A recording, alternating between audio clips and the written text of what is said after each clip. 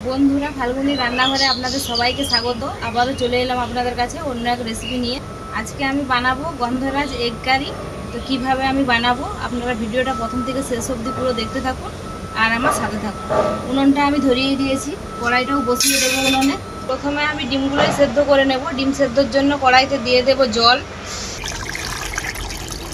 জলের মধ্যে দিয়ে দেব লবণ, যাতে ডিমটা তাড়াতাড়ি সেদ্ধ হয়ে যায়।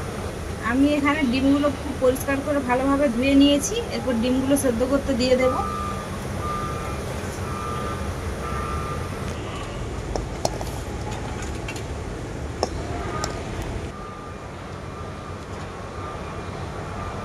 ডিমগুলো খুব ভালো করে সেদ্ধ হয়ে গেছে, এখন তুলে নেব।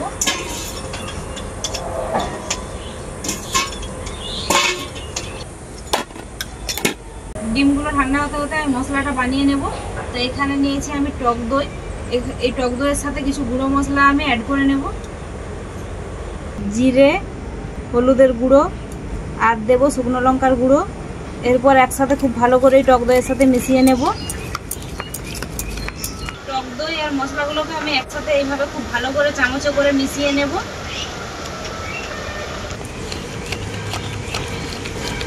ডিমগুলো ঠান্ডা হয়ে গেছে, এরপর খোসা ছাড়িয়ে নেব ভালো করে।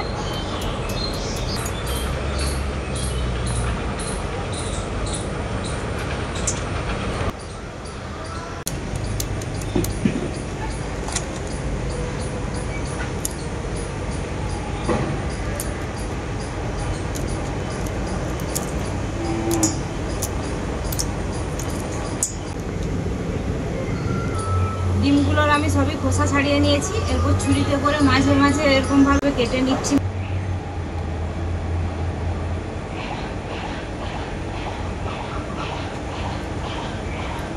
ডিমগুলো আমি সবই ছুরিতে করে এরকমভাবে কেটে নিয়েছি। এরপর ম্যারিনেট করে নেব। প্রথমেই দিয়ে দেব গন্ধরাজ লেবুর রস,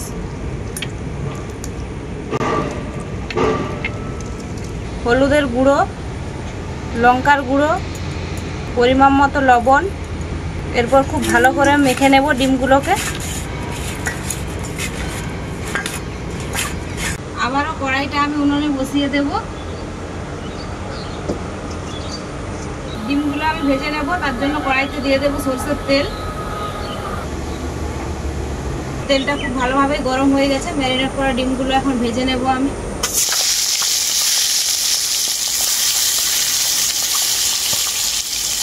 ডিমগুলোকে আমি এক পিঠটা পাল্টে নেব। এরকম পাল্টিয়ে পাল্টিয়ে খুব ভালো করে ভেজে নেব আমি। ডিমগুলোকে আমি পাল্টে পাল্টে খুব ভালো করে ভেজে নিয়েছি, এখন তুলে নেব।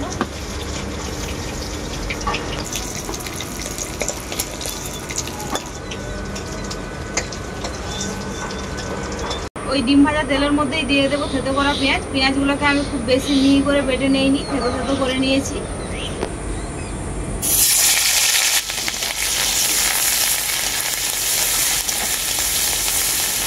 পেঁয়াজের মধ্যে দিয়ে দেবো পরিমাণ মতো লবণ। পেঁয়াজটাকে আমি খুব ভালো করে ভেজে নেব।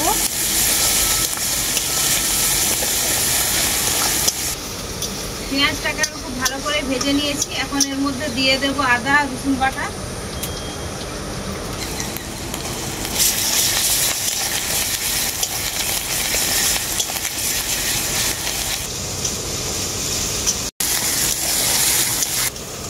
আদা রসুনটাকে আমি খুব ভালো করে ভেজে নিয়েছি। আদা রসুনের কাঁচা গন্ধটা বেরিয়ে গেছে। এখন আমি দিয়ে দেবো দই দিয়ে যে মশলাটা আমি বানিয়ে রেখেছিলাম।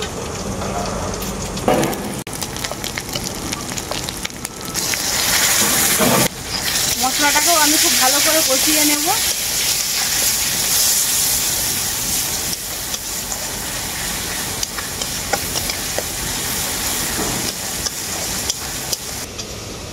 মশলাটাকে আমি খুব ভালো করে কষিয়ে নিয়েছি। এখন এর মধ্যে দিয়ে দেব গন্ধরাজ লেবুর পাতা।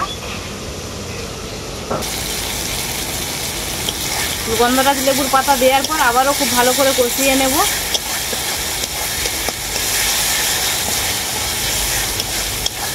মশলাটা আমার খুব ভালো করে কষানো হয়ে গেছে। এখন মশলার গা থেকে তেলও ছেড়ে গেছে।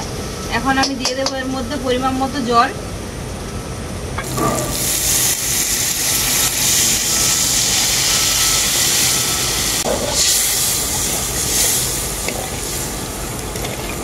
এরপর আমি ঝোলটাকে খুব ভালো করে ফুটিয়ে নেব।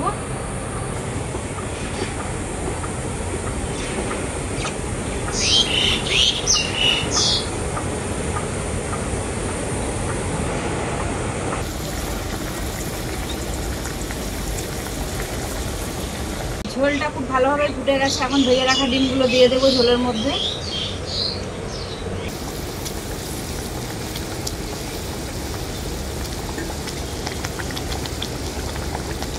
আর দেবো কুচনো ধনেপাতা।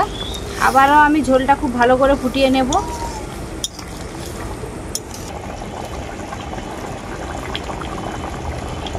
ডিমটা দেওয়ার পর ঝোলটা আমি খুব ভালো করে ফুটিয়ে নিয়েছি, একদম গ্রেভি গ্রেভি মতন হয়ে গেছে। এখন দিয়ে দেব টকটাকে ব্যালেন্স করার মতো অল্প একটু চিনি, আর দিয়ে দেবো অল্প করে গুঁড়ো গরম মশলা। খুব ভালো করে আমি গরম মশলা চিনিটাকে নাড়াচাড়া করে নেব।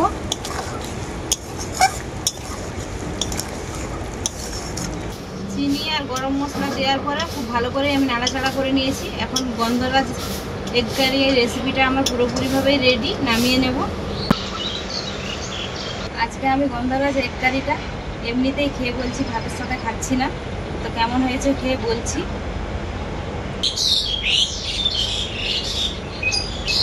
এই ডিমটার মধ্যে কিন্তু সবই ঠিকঠাক মশলা ঢুকে গেছে। ডিমটা খেতে কিন্তু দারুণই লাগছে। গ্রেভিটা খেয়ে বলছি কেমন হয়েছে।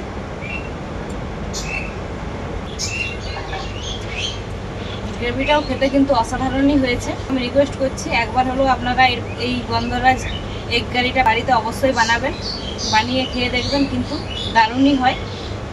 তো আমি কীভাবে বানালাম আপনারা তো দেখলেনই, খুবই সহজ। তো এই রেসিপিটা কেমন হয়েছে আপনারা কমেন্ট করে অবশ্যই জানাবেন। ভিডিও ভালো লাগলে লাইক শেয়ার সাবস্ক্রাইব করে দেবেন। প্রত্যেক দিনের মতো আজকেও বলছি, আপনারা ভালো থাকবেন, সুস্থ থাকবেন, নিজেদের খেয়াল রাখবেন।